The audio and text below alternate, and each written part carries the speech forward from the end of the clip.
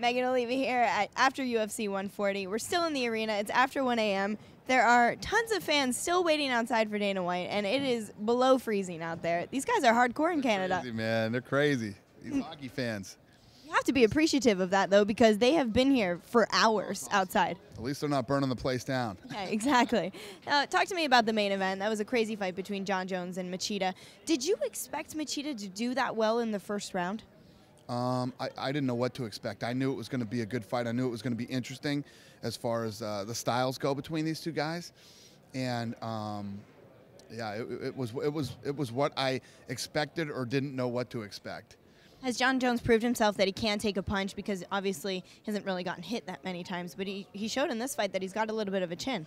He's definitely got a chin. He got hit with a big shot from Machida, and he took it, man. He took it, and the other thing that he didn't do is he's never faced a guy like Machida or never been in a fight with a guy who was so elusive and so fast. And instead of panicking and making the mistakes that a young fighter would make, he kept his composure, did his thing, waited for his moment, and then imposed his will. He looked phenomenal tonight. It was a great main event, also a great co-main event. Frank Mir had an insane submission over Nogueira. I mean, what do you think when you see a submission like that? I mean, do you get taken aback a little bit? Because I know all of us in the media room, it was a little bit scary for a moment. Yeah, but tell me this, all of you in the media room, when he put that submission on him, did you think that Nogueira was going to tap? No. I didn't think he was either. And that's exactly what happens if you don't tap. It's the beautiful thing about mixed martial arts is when you get caught in these things and you've trained in it your whole life and you know what's going to happen, you tap out because you know you're caught. But these guys that have this, yeah, I'm not tapping, that's the result if you don't tap. So it's safe to say you would prefer them to tap because Machida didn't and Nogueira didn't, and it's now costing UFC some money. No.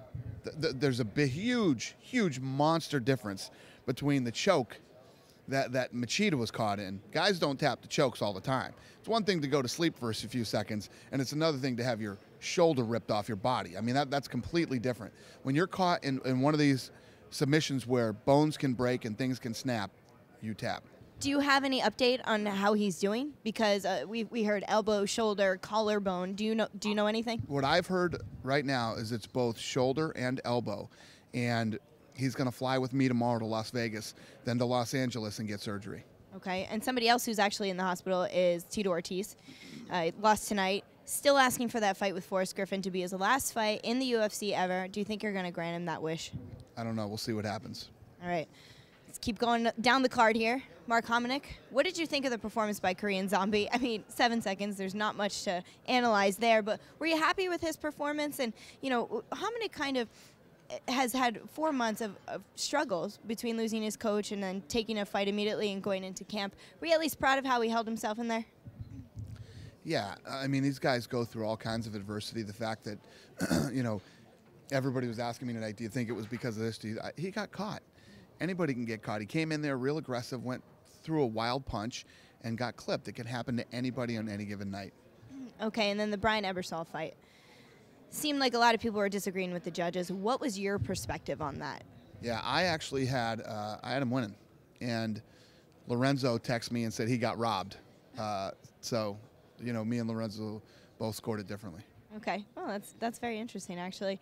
Flyweights, they're coming. How excited are you, and how did you choose the 4 people that would be doing this tournament? They're the 4 best in the world at that weight division.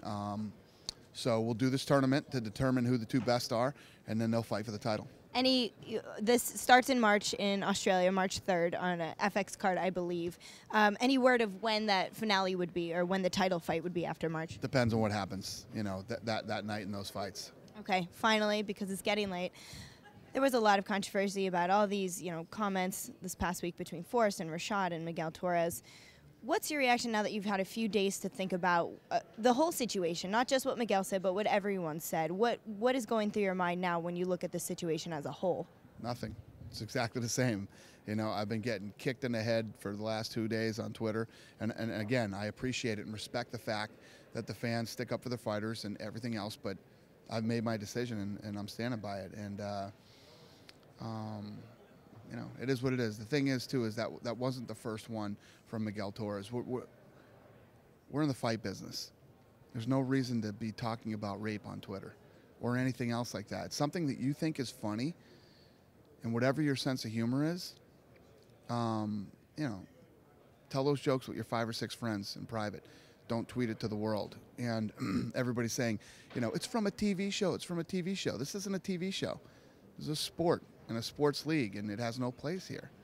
Is this going to possibly influence some sort of code of conduct, or, you know, a lot of people are saying maybe an ethics code for the UFC? Because you have that fighter summit every year. Everybody keeps saying this code of ethics and this. How about a little common sense?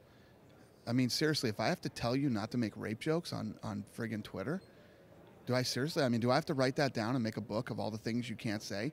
I couldn't possibly cover the amount of things that you shouldn't say on Twitter. It's common sense. And believe me, you're talking to a guy who's pretty loose on Twitter. You know what I mean? I say some things on Twitter too, but you have to know when you're crossing the line. Do you think we'll ever see Miguel back in the organization or under the Zuffa banner? We'll see. I mean, right now he's cut from the UFC, and I don't know. I'm never going to say never, because there's been guys that I brought back that I thought I wouldn't, and there's guys that I haven't brought back that I knew I wouldn't. So we'll see what happens. Okay. All right, Dana, it's late. Get out of here. Thank you so much for a great event. Thank you.